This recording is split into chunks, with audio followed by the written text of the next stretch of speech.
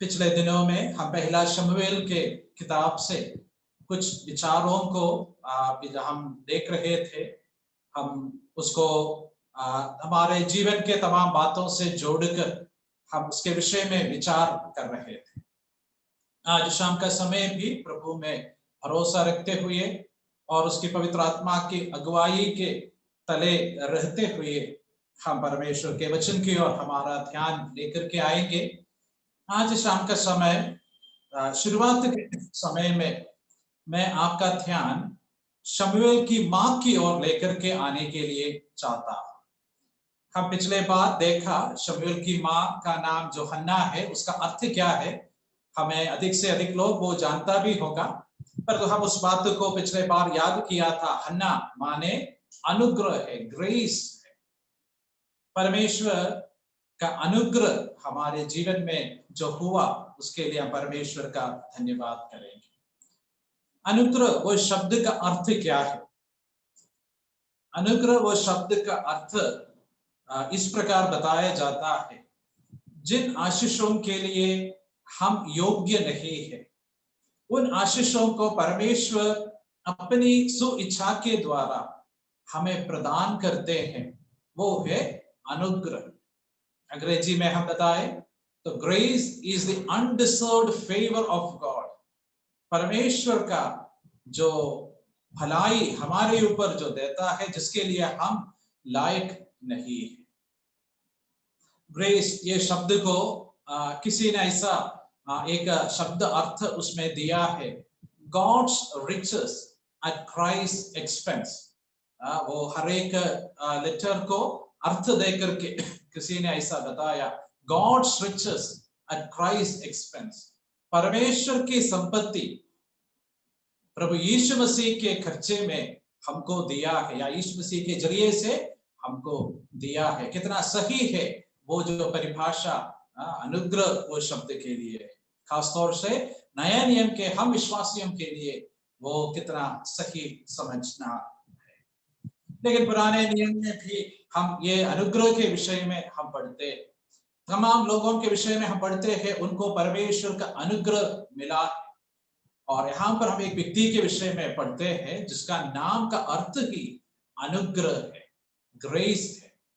और हम इस व्यक्ति के जीवन को जब देखते हैं, उसके जीवन में परमेश्वर के अनुग्रह का एक काम, उसका एक ऑपरेशन हम देख सकते हैं। The operation of the grace of God in the life of Hannah, वो हम हन्ना के जीवन में देखते हैं। बाइबल हम जो पढ़ेंगे हन्ना के विषय में ज्यादा कुछ हमको पढ़ने के लिए नहीं मिलता। एक दो अध्याय में हन्ना के विषय में जो भी वर्णन करना है वो वहां पर समाप्त होता है। और हम जब इस हन्ना के विषय में सीखते हैं, सबसे पहले हमारे मन में आने वाली एक बात, वो बात ये है कि हन्ना बहुत एक बोझ रखने वाली एक स्त्री थी। She was a woman who had concern in her life. उनके मन में बहुत बड़ा बोझ थी, दुख थी, समस्या थी। हम उसके विषय में देखते हैं। उनका बोझ का कारण हमको मालूम है, उनको कोई बच्चा नहीं था। She was without a child. इसलिए उनके मन में बोझ थी। और वो जो बोझ, जो भार है, कंसर्न है, चिंता है, और वो चिंता वो परमेश्वर के सन्मुख में लेकर के आई। तो मैं उस स्त्री को और जब देखा, मुझे सबसे पहले यह बात को अनुभव हुआ या समझ में आया, देखने के लिए मिला कि हन्ना के मन में एक बोझ थी। बच्चे नहीं है, इसका एक बोझ थी। हम जो वर्तमान युग में जब रहते हैं, बहुत सारे लोग परिवार का बात को इतना अच्छा से समझते नहीं है।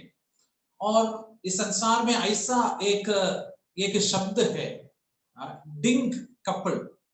इसका मतलब डबल इनकम नो किड्स, ऐसा है। मतलब पति पत्नी दोनों काम करे और पैसा कमाए, पर उनको कोई बच्चा नहीं चाहते। मतलब उन लोग पैसा कमाने में ही अपना आनंद लेकर के आगे जाते हैं। पर तो यहाँ पर एक व्यक्ति को हम देखते हैं, एक महिला को हम देखते हैं, उनके मन में यह बहुत बड़ी एक दुख के रूप में थी कि मुझे कोई बच्चा नहीं। ऐसा और भी लोगों के विषय में हम बाइबल में पढ़ते हैं। यिर्मयाह नबी के किताब में हम एक व्यक्ति के बारे में पढ़ते हैं जिसका नाम राहेल है, और वो अपने बच्चों के प्रति वो विलाप करती। मेरे प्रिय भाइयों बहनों, हमको मालूम है कि एक व्यक्ति के जीवन का, एक परिवार में प्रवेश किया हुआ एक पति का या पत्नी के जीवन का आनंद है परमेश्वर उनको बच्चे दे। वो उनके परिवार का फ्रूट है, this is the fruit of that family. और यहां पर हन्ना को वो फ्रूट नहीं है और इसलिए हन्ना दुखी थी। मैं आज आगे बढ़ने से पहले एक सवाल इस व्यक्ति के जीवन से मेरे और आपके सामने रखने के लिए चाहता हूं, और वो सवाल एक है कि हमारे जीवन में से फल ना निकलने के वजह से हमारे अंदर क्या कुछ बोझ है?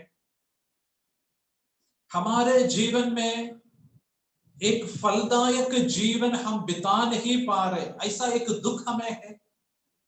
I am not a fruitful person, ऐसा एक दुख हमारे जीवन में होना चाहिए। परमेश्वर के वचन को हम जब सीखते हैं, खास तौर से हम गलातियों की पत्री और उसका 5 अध्याय के 22 पद में हम जब आते हैं, वहां पर हम फ्रूट ऑफ द स्पिरिट उसके विषय में हम पढ़ते हैं। और वो फ्रूट ऑफ द स्पिरिट क्या है? आत्मा का फल।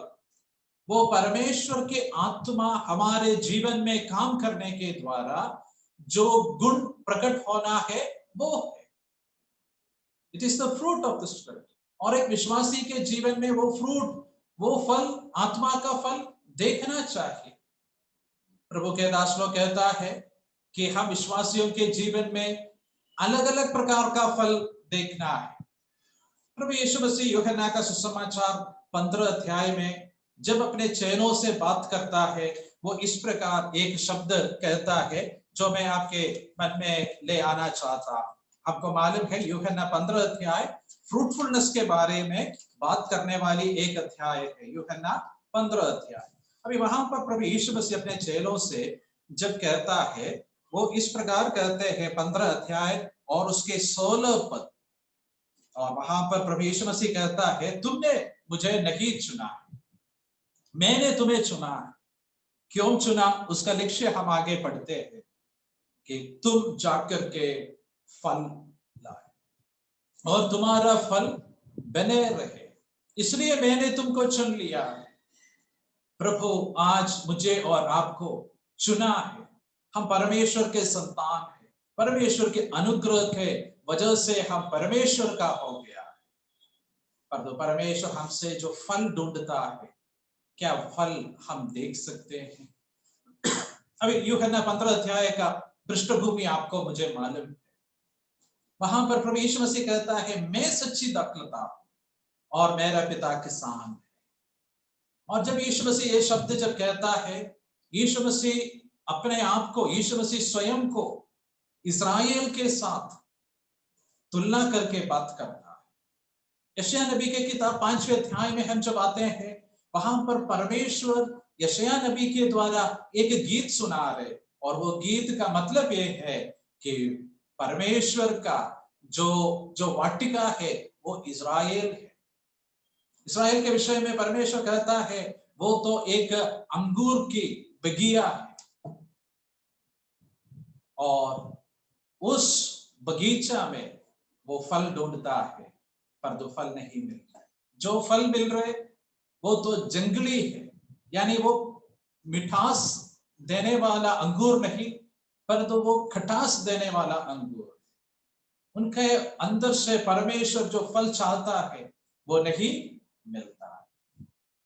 आज इज़राइल को देख करके प्रभु यीशु मसीह कह सकता है, इज़राइल फल देने में चूक गए, फेल हो गए, और मैं सच्ची दाखलता हूं, मतलब मैं सही फल परमेश्वर को देने वाला,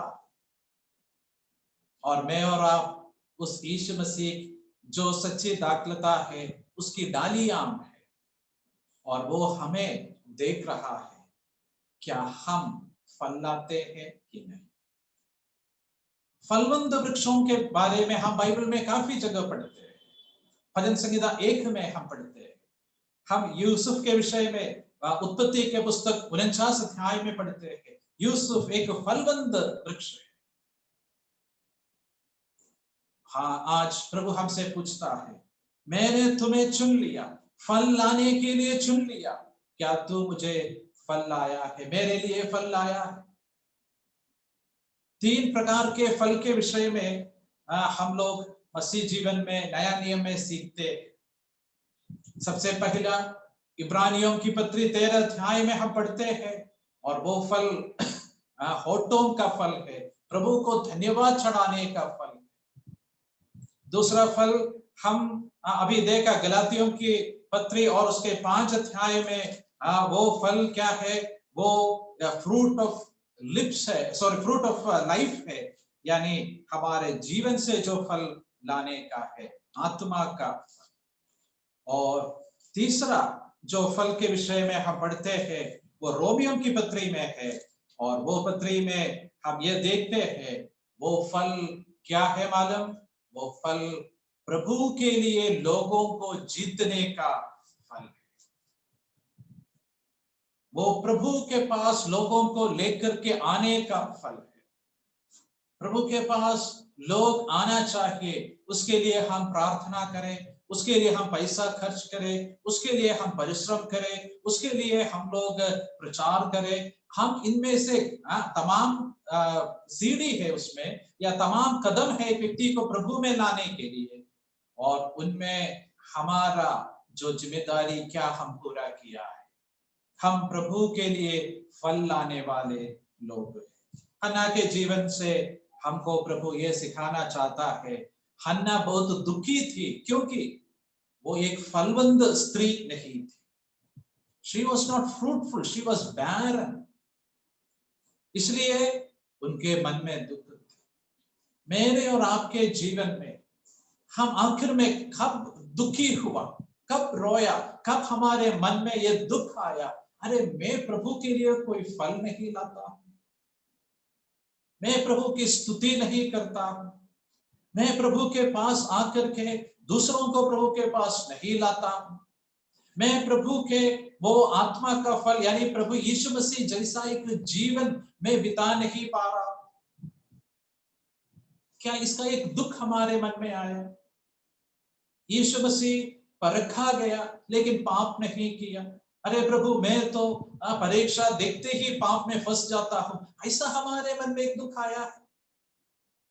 प्रभु यीशु मसीह अपने दुश्मनों के लिए प्रार्थना किया, मेरे मन से दुश्मनों के प्रति एक गलत भाव जो आता है वो निकाल नहीं पाता हूं, ऐसा एक दुख मुझे आया। फल नहीं लाया उसके प्रति दुख हन्ना के जीवन में हम देखते हैं, और ये दुख परमेश्वर का अनुग्रह है, ये परमेश्वर का अनुग्रह है। अगर मैं और आप हमारे कमियों के विषय में, हमारे निष्फल जीवन के बारे में हम दुखी अगर नहीं होता है तो हमारे आत्मिक जीवन में गड़बड़ियां। अगर हम उसके विषय में दुखी होता है, ये परमेश्वर का अनुग्रह। काफी बार हमारे जीवन में हमको कुछ एहसास नहीं हो रहा है, हमको इस बात का कुछ महसूस नहीं हो रहा है कि मेरे जीवन से प्रभु के लिए कोई फल नहीं ला पाता। कितने साल हो गया प्रभु की स्तुति अपने मुंह से नहीं किया। मैं केवल मीटिंग में आकर के करने की बात नहीं, परंतु अपने व्यक्तिगत जीवन में हम स्तुति या धन्यवाद ऐसे तमाम शब्दों को इस्तेमाल करता होगा, परंतु हृदय से स्तुति प्रभु की ओर नहीं आया। हमारे जीवन में प्रभु के लिए फल लाने की इच्छा, वो बोझ हमें होना है। क्या हन्ना का वो बोझ फालतू गया? कभी नहीं। वो बोझ एक अच्छी शुरुआत है, वो बोझ एक अच्छी बात है, और वहां से हम शुरू करें। जरूर उसका परिणाम हम देखेंगे। हन्ना को प्रभु फलवंत स्त्री बना, उनके मन में बोझ थी। ये परमेश्वर का अनुग्रह है। आज रात हम परमेश्वर के सन्मुख में जब बैठते हैं, हमारे जीवन में हम जरा देखें, हमारे जीवन को हम जरा परखें और हम ये समझे, परमेश्वर आप मुझे मदद कीजिए कि मैं आपके लिए फल लाने वाला व्यक्ति हूं। मैं वो भजन संगीता पहला, मैं जो जैसा पढ़ता हूं वो वृक्ष के समान मैं फल लाने वाला बनूं। मैं यूसुफ के जैसे फल लाने वाला बनूं। मैं प्रभु यीशु मसीह के जैसे फल लाने वाला बनूं। वो हमारे हृदय का एक बोझ, एक चिंता, एक कंसर्न बनने के लिए परमेश्वर को सहायता करें। दूसरी बात, जब उस स्त्री को एक कंसर्न हुआ, हम ऐसे पढ़ते हैं, उस स्त्री ने क्या किया? वो स्त्री प्रभु के पास आकर के रोया। हम पहला शमूएल 1 अध्याय और उसके 10 आयत में इस प्रकार हम पढ़ते हैं, और ये मन में व्याकुल होकर यहोवा से प्रार्थना करने और बिलख बिलख कर रोने लगी। So she had a concern, and that concern is now becoming a cry. वो चिंता एक एक रोने का रूप अभी ले रहा है। प्रभु के पास आकर के वो रो रहा है। हम फल अगर नहीं ला पा रहे तो हमको रोना चाहिए, हमारे अंदर दुख होना है, एक महसूस होना है।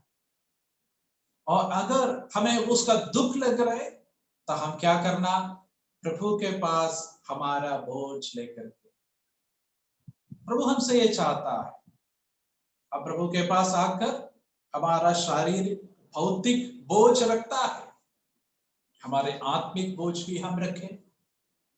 भौतिक और शारीरिक बोझ रखने में कोई पाप नहीं है, परंतु केवल वही नहीं, हमारे आत्मिक बोझ भी हम प्रभु के पास लेकर के आए। प्रभु हमसे ये चाहता है, और हम ऐसे प्रभु के पास जब आएंगे, प्रभु हमको कितनी बड़ी वायदाएं दिया है कि हमारे बोझ को वो हल्का करेगा। पहला पत्रस 5:7 हमको मालूम है, 1 Peter chapter 5 and verse 7, cast all your care upon him for he careth for you. तुम्हारी सारी चिंताएं उस पर डाल दो, क्योंकि उसका ध्यान तुम्हारे ऊपर है।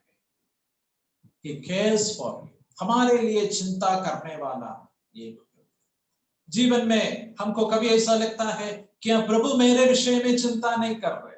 प्रभु जरूर चिंता करता है, परंतु हमारी चिंता और प्रभु की चिंता में भी बहुत बड़ा फर्क है। हमारी चिंता इस दुनिया की तमाम बातों के विषय में है। प्रभु बोल रहे उसके विषय में तुम चिंता नहीं करो। मत्ती का सुसमाचार 5-6 अध्याय में प्रभु कहता है तुम चिंता ना करो। प्रभु की इच्छा ये है कि हम सबसे पहले परमेश्वर के राज्य और उसकी धार्मिकता खोज करें। यानी परमेश्वर जिस बात को पहला स्थान देता है वो हमारे जीवन में भी पहला स्थान ले ले, ये प्रभु की इच्छा है। परमेश्वर चाहता है परमेश्वर जिस बात के लिए चिंता कर रहे उस बात के लिए मैं चिंता करूं। परंतु मैं क्या चाहता हूं? मैं चाहता हूं मेरा राज्य यानी मेरा जीवन, मेरे इस दुनिया की बातें, उन बातों के लिए मैं चिंता करूं, ये मैं चाहता। और मैं प्रभु से पूछ रहे, क्या प्रभु तुम्हें इन बातों की चिंता नहीं है? जैसा मार्था पूछ रही थी, जैसे चेले प्रभु यीशु मसीह से पूछ रहे थे।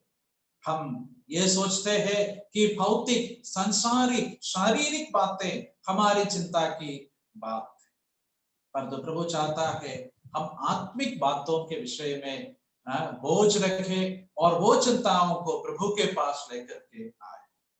बाइबल में ऐसा तमाम आयत है जो हमें प्रभु के पास हमारे बोझ लेकर के आने के लिए प्रोत्साहित करता है। भजन संगीता 55 के 22 में इस प्रकार हम पढ़ते हैं कि हमारा बोझ प्रभु के पास हम लाएगा तो वो प्रभु हमें मदद कैसा करेगा। हम सारे आयतें निकाल करके नहीं पढ़ते हैं, परंतु मैं आपको ये बताने के लिए चाहा कि प्रभु कभी धर्मी जन को टलने नहीं देता है। संगीता 55 के 22 में हम यही पढ़ते हैं, तुम्हारा बोझ यहोवा के ऊपर रखो क्योंकि वो धर्मी जन को कभी टलने नहीं देता।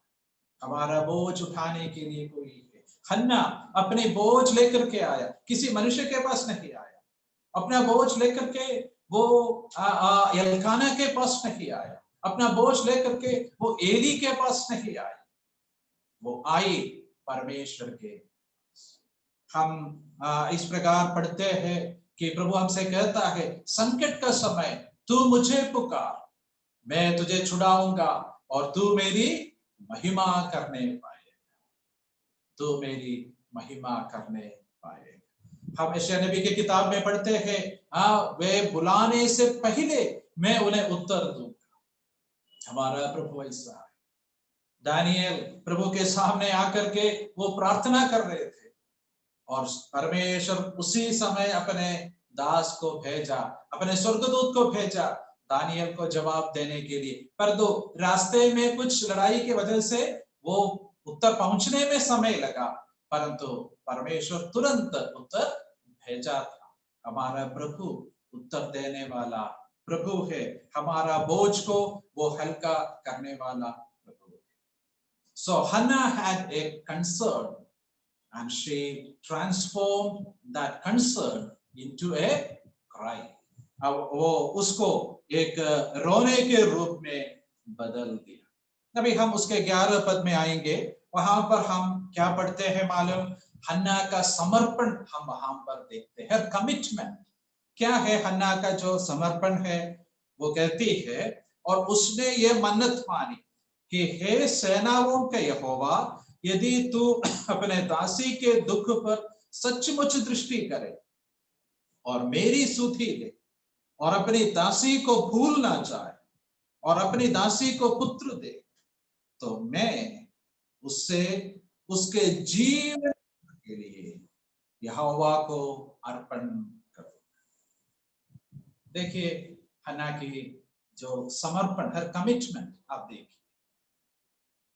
हन्ना का कमिटमेंट ये नहीं प्रभु आप मुझे बहुत सारे बच्चे देंगे तो मैं उसमें से एक आपको दूंगा, ये नहीं है हन्ना का कमिटमेंट। हन्ना का समर्पण ये नहीं है।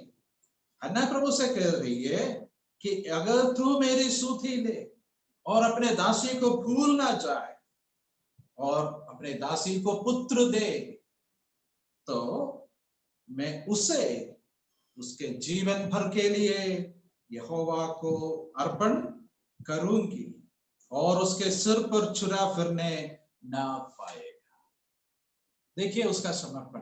आप मुझे केवल एक ही बेटा दे, मुझे ज्यादा बेटा नहीं चाहिए, मैं एक ही बेटा के लिए आपसे प्रार्थना कर रही हूं, आप मुझे एक ही बेटा दे और वो बेटा को मैं आपके लिए दूंगा, मैं आपके लिए दूंगा। परमेश्वर से कह रहे हैं। आप सोचिए हन्ना के पास बच्चे नहीं है, अगर बच्चे परमेश्वर देगा तो वो क्या करेगी? वो बच्चे को परमेश्वर को देगी। तो फिर क्यों इतनी दुखी है? परमेश्वर को कुछ देना चाहते। आज हमारे जीवन में ये समर्पण कैसा है? प्रभु आप मुझे दे ताकि मैं आपको दे सकूं। ये है हन्ना का जो समर्पण। परमेश्वर हमको तमाम चीज दिया है, पैसा दिया है, समय दिया है, ताकत दिया है, बच्चे दिए हैं, तमाम चीज परमेश्वर हमको दिया है। हम इन चीजों को परमेश्वर के लिए देने को या इन चीजों को परमेश्वर के लिए इस्तेमाल करने को हम कितना तैयार हैं? हन्ना बोल रही है मुझे आप एक ही बेटा दे, वो बेटा को मैं आपको दे दूंगा। परमेश्वर हन्ना को तमाम बच्चे दिए, वो हम बाद में देखते हैं, पर तो यहाँ का उसका कमिटमेंट आप देखिए, एक ही बेटा मुझे दे और वो बेटा मैं आपको देता। हम परमेश्वर से तमाम चीज जो मांग रहे, किसके लिए हम मांग रहे हैं? अपने लिए या परमेश्वर के लिए? हन्ना मांग रही है परमेश्वर के लिए, परमेश्वर के। मेरे प्रियो, परमेश्वर हमको जो देता है उसमें वो परमेश्वर के कदमों में अर्पण करने के लिए हम कितना तैयार हैं, हम उसके लिए कितना उत्सुक हैं परमेश्वर को देने के लिए। हम परमेश्वर से पाने के लिए बहुत चाहते हैं, पर तो क्या आज हम ऐसा एक फैसला दे सकता है, परमेश्वर आप मुझे ये देगा तो मैं ये आपको दूंगा? ये आसान नहीं है। तमाम सवाल चिन्ह हमारे सामने लाएंगे, lot of question marks will come. अगर मैं ये परमेश्वर को दूंगा तो मेरे पास फिर क्या होगा? अगर मैं ये परमेश्वर को दूंगा तो मुझे ये मिलने का क्या फायदा हुआ? अगर मैं ये परमेश्वर को दूंगा तो फिर मेरे लिए क्या आशीष है? इसमें तमाम सवाल आ सकते हैं।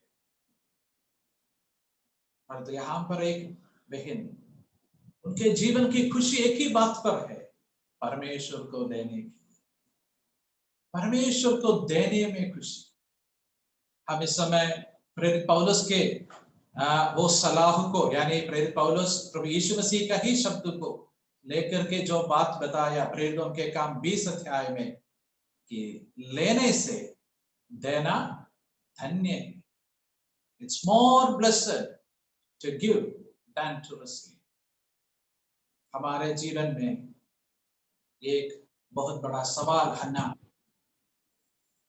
परमेश्वर को देने की, परमेश्वर को देने की जो खुशी। देखो, हम परमेश्वर को देने के विषय में जब सोचता है, हम केवल हमारे पैसा देने के बारे में मुख्य रूप से सोचता है, पर तो परमेश्वर हमारे पैसा से इतना प्रेम नहीं करता है जितना परमेश्वर आपसे और मुझसे प्रेम करता है। परमेश्वर के पास कोई पैसा की कमी नहीं है जिसे परमेश्वर हमसे मांगे, पर तो परमेश्वर आज आपको और मुझे चाहता है। परमेश्वर के लिए जीवन बिताने, परमेश्वर के गवाह बनने, परमेश्वर के सुसमाचार को सुनाने के लिए, परमेश्वर की महिमा, उसके विषय में एक गवाह बनकर अलग अलग क्षेत्रों में जीवन बिताने के लिए परमेश्वर हमको बुला रहे हैं। और क्या हम उसके लिए तैयार हैं? आप में से कई एक लोग जीवन के अलग अलग क्षेत्र में आप जीवन बिता रहे, काम करते हैं, चाहे बिजनेस में होगा, ऑफिस में होगा, हॉस्पिटल में होगा, स्कूल में होगा, अलग अलग क्षेत्र में। पर वहां पर जहां पर परमेश्वर में रखा है, क्या वहां पर हम परमेश्वर के लिए क्या हमारा जीवन बिता सकते हैं? परमेश्वर से क्या हमें बता सकते हैं, परमेश्वर आप मुझे ये नौकरी दे रहे तो मैं ये नौकरी आपके लिए बिताऊंगा, मैं ये काम आपके लिए करूंगा। परमेश्वर आपको जो देना चाहता है, क्या आप वो परमेश्वर को वापस देने के लिए क्या तैयार है? वो हमसे ये चाहता है।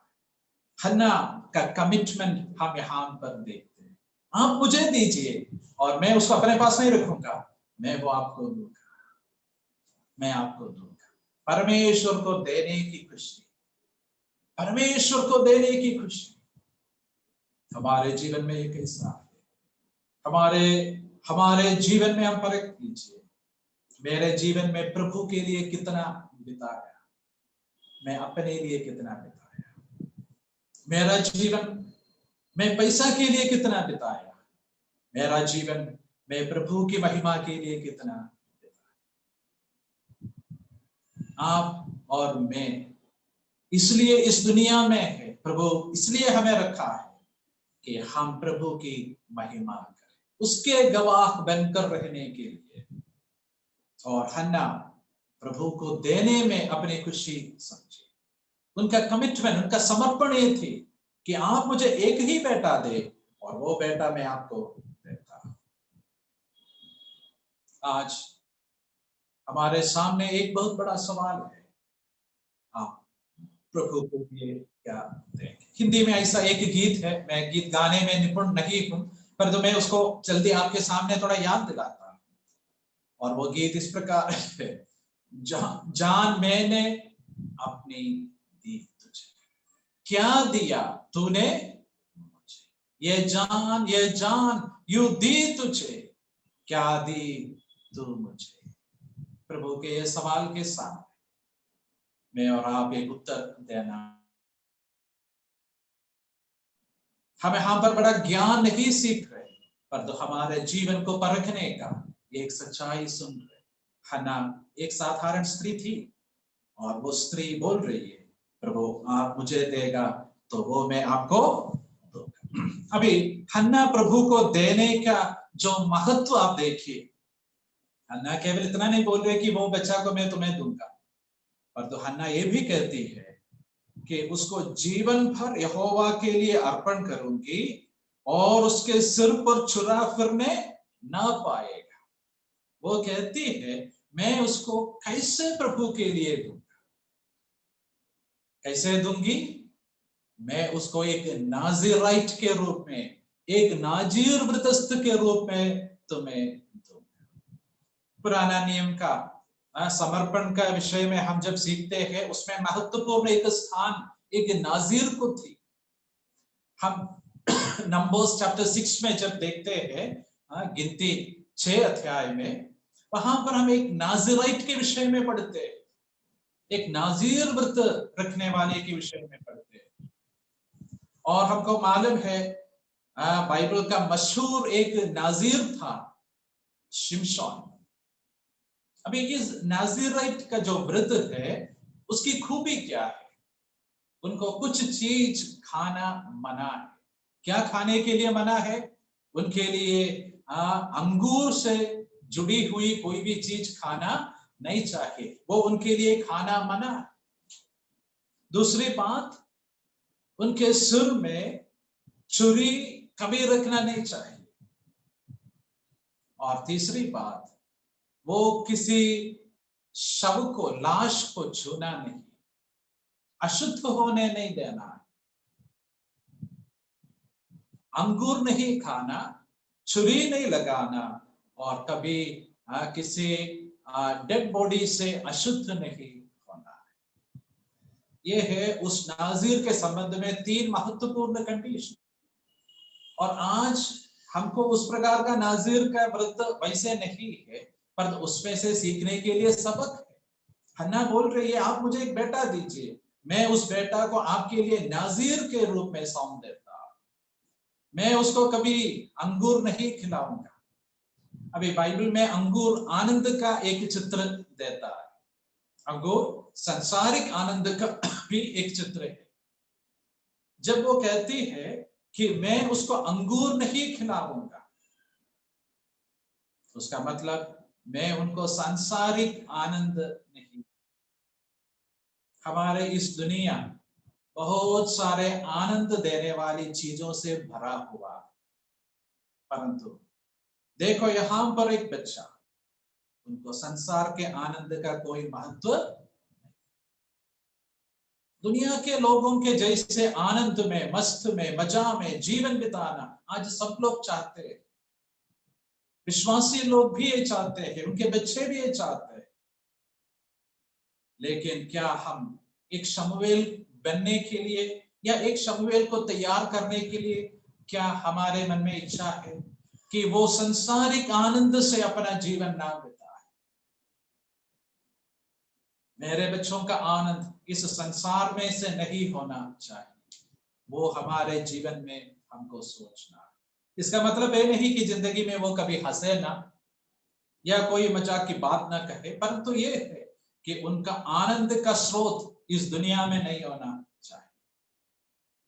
अभी हम इस नाजीर व्रतस्थ के विषय में जब सीखते हैं, पहली बात अंगूर की चीजों से वो दूर रहता है। दूसरी बात, उनका बाल लंबा करना है, छुरी नहीं लगाना है। अभी क्यों ये बाल लंबा करने का मतलब क्या है, ऐसा क्यों बताया? हम उसके विषय में नया नियम जब आते हैं, वहां पर हम उसके संबंध में एक आयत इस प्रकार पढ़ते हैं, पहला कुरिन्थियों और उसका 11 अध्याय में वो कलीसिया के सिद्धांत बताने का समय पर प्रेरित पौलुस वहां पर बाल लंबा रखने के विषय में कहता है। पहला कुरिन्थियों और उसका 11 अध्याय, और वहां पर हम ऐसे पढ़ते हैं उसका 14 पद। पहला कुरिन्थियों 11 का 14, फर्स्ट कोरिन्थियंस चैप्टर 11 एंड वर्स 14। वहां पर हम क्या पढ़ते हैं? अगर पुरुष बाल लंबा करे तो वो उसके लिए लज्जा की बात है, उसके लिए निंदा की बात है, अपमान की बात है। It's a shame for him, it's a shame for him. अभी पहला कुरिन्थियों 14 अध्याय में भी स्त्री के संबंध में भी कोई बात शेम करके इंग्लिश में बताया है, और वो क्या है मालूम? कलीसिया में स्त्री बातचीत करना शेम है। यहां पर आदमी बाल लंबा रखना शेम है। तो लंबा बाल अपमान, निंदा, इसके विषय में बताता है।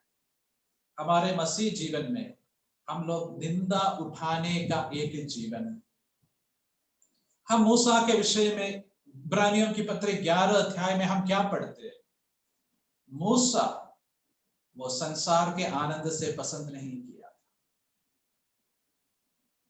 वो संसारिक आनंद को नहीं चाहा, पर तो फिर क्या चाहा? परमेश्वर के लोगों के साथ दुख उठाना वो चाहा। उनको संसार का आनंद नहीं चाहिए था, परंतु परमेश्वर के लोगों के साथ दुख उठा। मसीह का जो निंदा है वो बहुत बड़ा धन समझा है। और हम इब्रानियों की पत्री 13 अध्याय में जब आते हैं, वहां पर एक बहुत बड़ा पुकार, एक बुला है। वो पुकार क्या है? आओ हम उसकी निंदा अपने ऊपर लिए हुए छावनी के बाहर उसके पास निकल चले। तो अपमान सहने का एक जीवन, निंदित होने का जीवन। कभी काफी लोग अन्याय रूप से पैसा कमाते हैं। उनके बीच में जब विश्वासी लोग काम करते हैं, उनके पास पैसा कम होगा क्योंकि अन्याय रूप से कमाई नहीं। तो हमको ऐसा लगता है, अरे हमारे साथी लोग जीवन में बहुत कुछ पाया, उन लोगों का जीवन सफल हुआ है, हमें उनके सामने शायद निंदित होकर रहना पड़ेगा।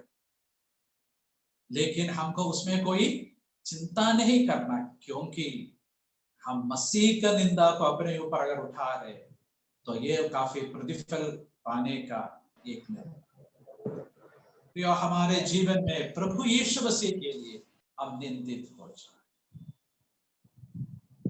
प्रभु यीशु मसीह के लिए निंदित हो जाए। मैं प्रभु का सेवा करने के बाद मेरे पुराने दोस्तों से मुझे इतना ज्यादा संबंध अभी नहीं है, परंतु कुछ दिन पहले किसी ने मुझे मेरे पुराने दोस्तों का एक व्हाट्सएप ग्रुप में जोड़ दिए। तो उसमें एक व्यक्ति ऐसा लिखा कि मैं थॉमस को ढूंढा मिला, ऐसा बोल करके वो कुछ लिखा। तो उसमें दूसरा एक व्यक्ति, ये सब अविश्वासी लोग हैं, उसमें एक सवाल पूछा, क्या किसी को तुमने बपतिस्मा दिया? ऐसा एक सवाल पूछा था, मतलब मजाक करने का एक सवाल। उनके जीवन में उन लोग संसार में काफी विदेश में, देश में अच्छे नौकरी कर रहे, उनके जीवन में उन लोग ये सोचता है जीवन का सबसे बेकार काम करने के लिए निकला है, मजाक करके उन लोग पूछते हैं। मसीह का निंदा उठाना।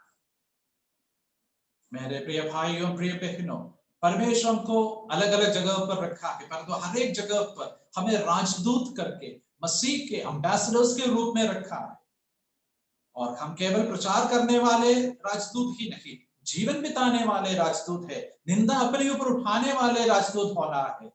हम ऑफिस में हो या कहीं भी, बिजनेस में हो, कहीं भी प्रभु का निंदा उठाने वाला अगर ऐसा है तो जरूर उसमें प्रतिफल है।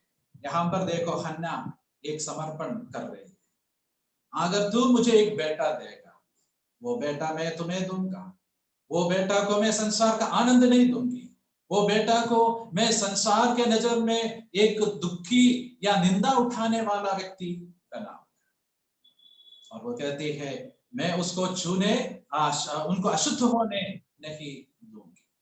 उनको एक नाजीर के रूप में बनाने के लिए चाहते। शमूएल के विषय में हम नाजीर वो शब्द को नहीं पढ़ते हैं, लेकिन ये आयत से हम ऐसा अनुमान करते हैं कि वो एक नाजीर वृद्धस्थ था। मेरे प्रिय भाइयों बहनों, हमारे जीवन में हम स्वयं एक नाजीर व्यक्ति बनने के लिए क्या तैयार है? क्या हमारे बच्चों को हम नाजीराइट बनाने के लिए हम तैयार हैं? प्रभु हमें जो भी देता है, बच्चे हो, पैसा हो या जो भी देता है, क्या हम प्रभु के लिए समर्पण करने के लिए हम तैयार हैं? हम हन्ना का कंसर्न देखा, क्राई देखा, हन्ना का कमिटमेंट देखा। हम आगे जब देखते हैं, हम इस हन्ना को प्रभु ने एक बेटा दिया और वो बेटा को हन्ना प्रभु के लिए दे दिया, उसके विषय में हम पढ़ते हैं। अभी मैं वहां पर नहीं आता, हम दूसरे अध्याय से एक दो बातें आपके सामने बताने के लिए चाहता हूं। दूसरा अध्याय और दूसरे अध्याय का 19 पद में हम जब आते हैं, हम वहां से दो बातों को जल्दी देखेंगे। पहला शमूएल दूसरा अध्याय का 19 पद, उधर हम ये पढ़ते हैं, और उसकी माता प्रति वर्ष उसके लिए एक छोटा सा बागा बनाकर जब अपने पति के संग प्रति वर्ष की मेल बलि चढ़ाने आती थी, तब बागे को उसके पास लाया। यहां पर हम इस हन्ना के विषय में अगली एक बात देखते हैं, हर कंसिस्टेंसी या हर कंटिन्यूएशन। वो लगातार एक बात कर रही है, वो क्या है? वो लगातार परमेश्वर के मंदिर में जा रही है। बेटा मिला, अभी अपना सब कुछ बंद करके घर में बैठेंगे, ऐसा वो नहीं सोचा। बेटे को प्रभु को सौंप दिया और उसने क्या किया? वो लगातार मंदिर गया। हर साल जैसे उनका दीदी थी वो जाती रही। क्यों ऐसे गई? हम उसके हैबिट के विषय में पिछले हफ्ते सीखा। क्यों ऐसे वो गई? आप याद रखिए, उधर ऐसा नहीं लिखा है कि वो बालक को देखने के लिए गया है, पर तो वो क्यों गई? वो इसलिए गई, यहोवा हम उसके 19 पद में पढ़ते हैं, प्रतिवर्ष की मेल बलि चढ़ाने जाती थी। प्रतिवर्ष परमेश्वर के लिए वो जाती थी, अपने बेटा के लिए नहीं जा रही है। जाते वक्त बेटा को मिलेंगे, वो तो अलग बात है, लेकिन उनका जाने का आकर्षण बेटा नहीं है। जाने का आकर्षण प्रभु, जाने का आकर्षण प्रभु, परमेश्वर के भवन में। यानी उनके बोझ थी, उनकी प्रार्थना प्रभु सुना और बेटा को प्रभु के लिए दे दिया। अभी प्रभु बस हो गया, अभी मेरा काम हो गया, ये बोल करके घर में नहीं बैठ रही है। शी इज कंटिन्यूइंग, वो आगे बढ़ रही है।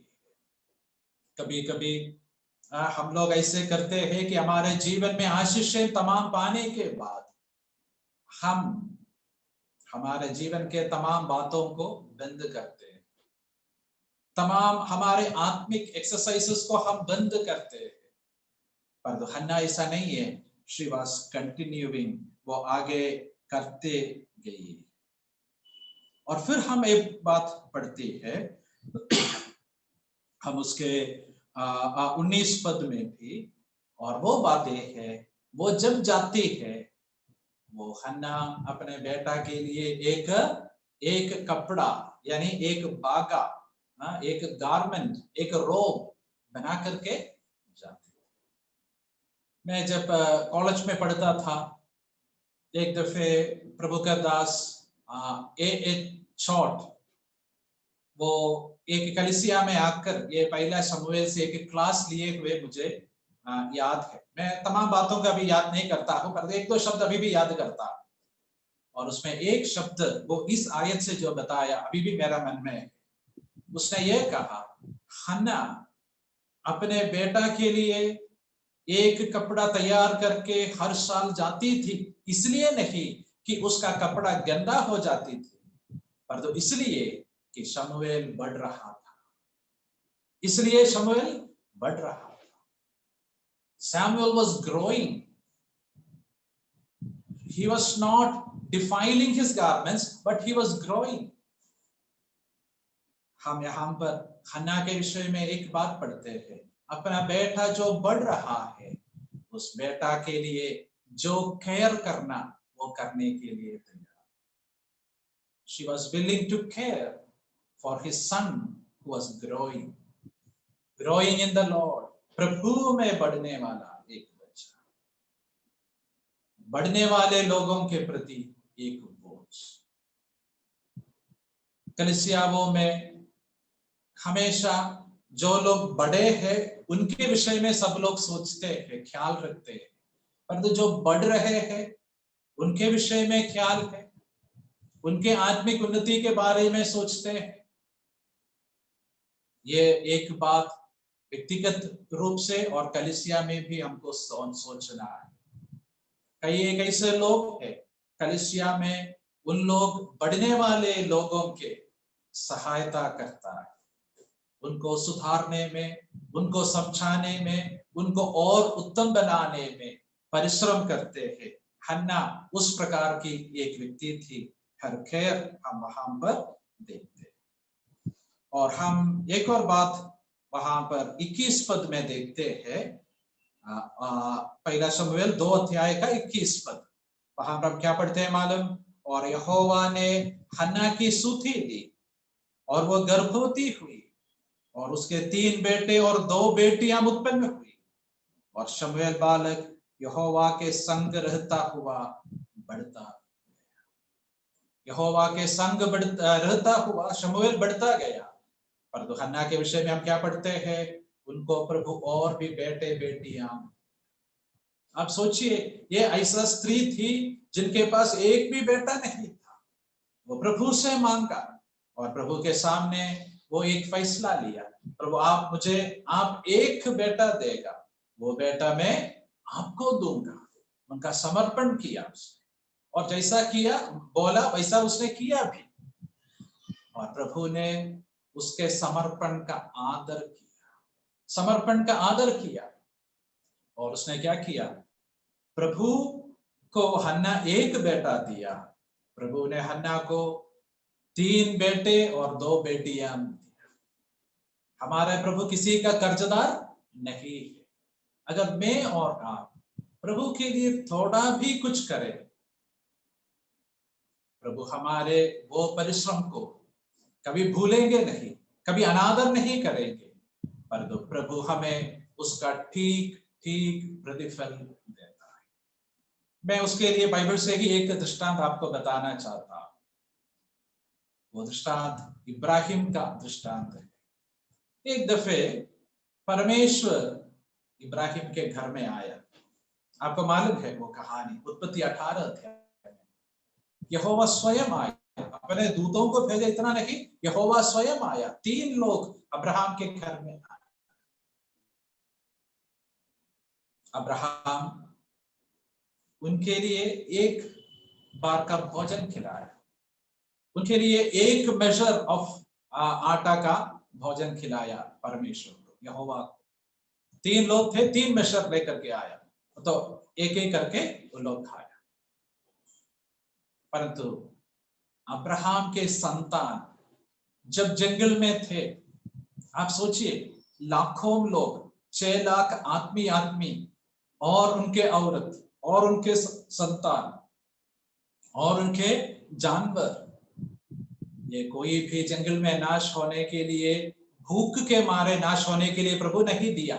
उनके पाप के वजह से नाश हो गया, वो तो अलग बात। और उतना नहीं, उनके आदमियों को सब खाने के लिए, यानी उनके वहां पर जितने लोग थे उन लोगों को खाने के लिए परमेश्वर आकाश से मन्ना बरसा कर खिलाया। अब्राहम एक ही बार खिलाया परमेश्वर को, पर अब्राहम के संतानों को परमेश्वर प्रतिदिन 40 साल खिलाया। परमेश्वर कर्जदार नहीं। परमेश्वर को मैं और आप जो दे रहे, हम सोचते हैं हम बहुत कुछ दे रहे, पर हम जो थोड़ा ही दे रहे, परमेश्वर उससे कहीं अधिक हमको देने वाला परमेश्वर को देने के लिए हम कभी पीछे नहीं हटना। जैसे मैं कहा, मैं पैसा की बात ही नहीं करता, केवल पैसा भी उसमें सम्मिलित है, पर तो तमाम और बात है। मैं ये कहना चाहता हूं प्रियो, हम जो भी परमेश्वर को देगा, परमेश्वर उसमें अपना आशीष देगा। हमारा लक्ष्य सही होना चाहिए।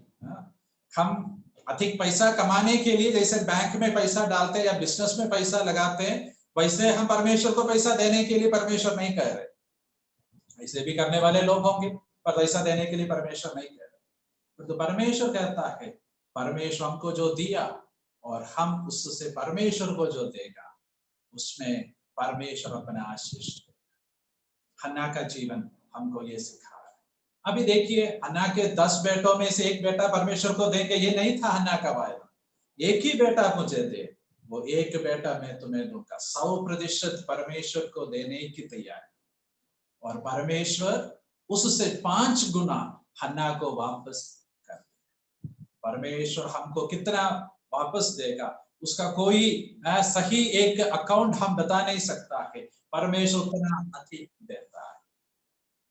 व्यक्तिगत रूप से हम हमारे जीवन में जब मुड़ करके देखेंगे प्रियो, हम ये बता सकते हैं, परमेश्वर हमको जो आशीषें प्रतिदिन दे रहा है, हम उसके योग्य नहीं है, पर ये सब उसकी बड़ी दया है।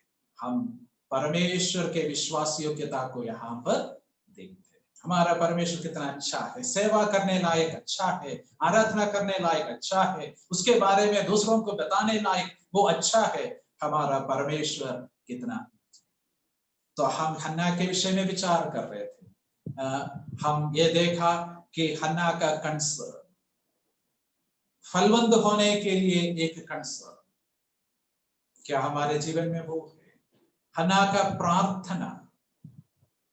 फिर हमने देखा हन्ना का समर्पण, हमने देखा हन्ना का जो कंसिस्टेंसी, हमने देखा हन्ना का केयर, हम देखा हन्ना का जो कॉम्पेंसेशन। परमेश्वर हन्ना को क्या दिया। प्रिय, हम आज इस दुनिया में प्रभु के लिए जो भी कर रहे हैं, एक दिन हम दुनिया छोड़कर प्रभु के सामने खड़े होंगे।